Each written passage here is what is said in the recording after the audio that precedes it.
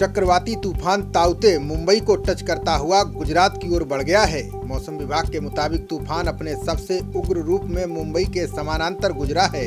इस दौरान 185 किलोमीटर प्रति घंटे की रफ्तार से हवाएं चली। भारी बारिश अभी भी यहां जारी है।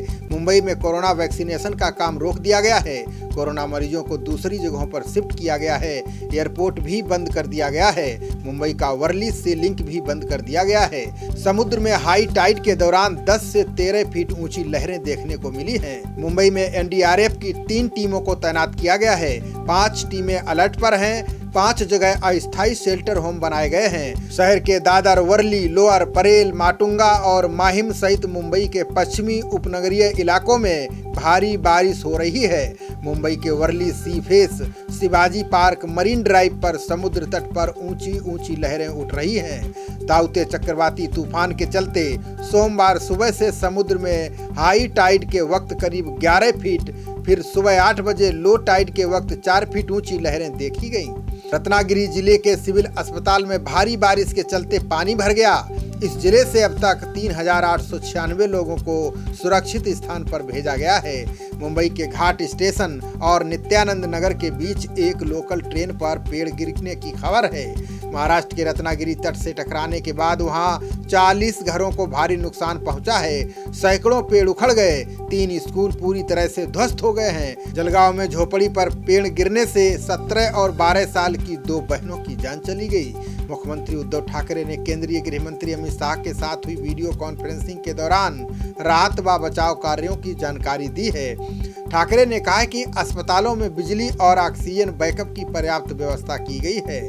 संभावित तूफान की चपेट में आने वाले जिलों में 12 से 16 घंटे का ऑक्सीजन बैकअप सुनिश्चित करने का इंतजाम करने के लिए कहा गया है।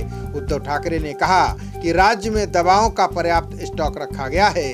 मुख्यमंत्री ने कहा कि ये सुनिश्चित करने के लिए सभी कदम उठाए गए हैं कि तटीय इलाकों में ऑक्सीजन का उत्पादन तथा राज्य में बाकी हिस्सों में उसकी ढुलाई प्रभावित ना हो। अरब सागर से उठे चक्रवात ताउते का खतरा गुजरात, महाराष्ट्र और कर्नाटक सहित 7 राज्यों पर बना हुआ है। गुजरात में 23 साल बाद इतना भयानक तूफान आ रहा है। इससे पहले 9 जून 1998 में कच्छ जिले के कांडला से इतना भयानक तूफान आया था। इसमें 1173 लोगों की जान गई थी। 1774 लोग लापता हो गए थे।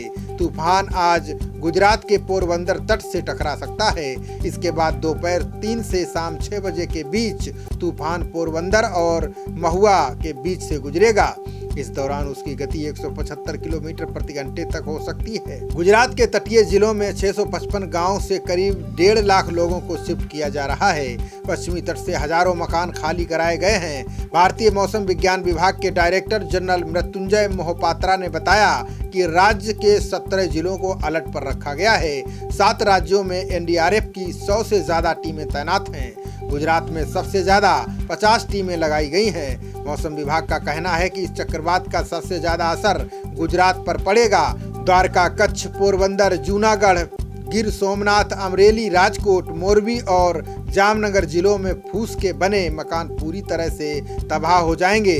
मिट्टी के घरों को भी भारी नुकसान होगा। पक्के मकानों को भी कुछ नुकसान पहुंच सकता है। भारी बारिश के कारण कुछ इलाकों में बाढ़ जैसे हालात हो सकते हैं। बता दें कि रविवार को कर्नाटक के 6 जिलों पर इसका काफी बुरा असर पड़ा। इन जिलों के 73 गांव इससे प्रभावित हुए हैं। भारतीय वायुसेना भी अलर्ट मोड में है। वायुसेना ने 16 ट्रांसपोर्ट एयरक्राफ्ट और 18 हेलीकॉप्टर को तैयार रखने के लिए कहा है।